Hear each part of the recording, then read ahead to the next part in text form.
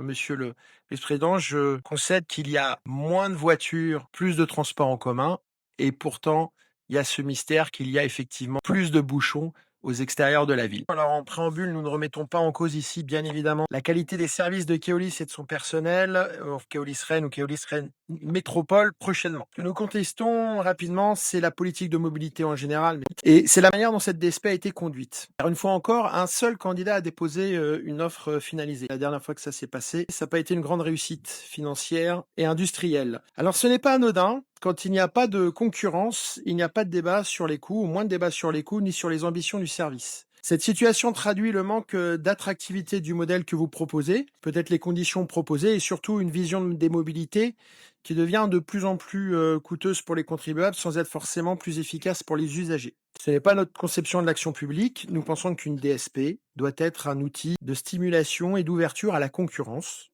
de transparence et d'équilibre entre l'intérêt général et la bonne gestion. Ici, c'est un contrat imposé par le contexte et pas choisi par la performance. Nous restons donc cohérents. Ce n'est pas, encore une fois, un reproche aux futurs exploitants, c'est un désaccord clair avec la politique de mobilité et de dépenses qui l'accompagne.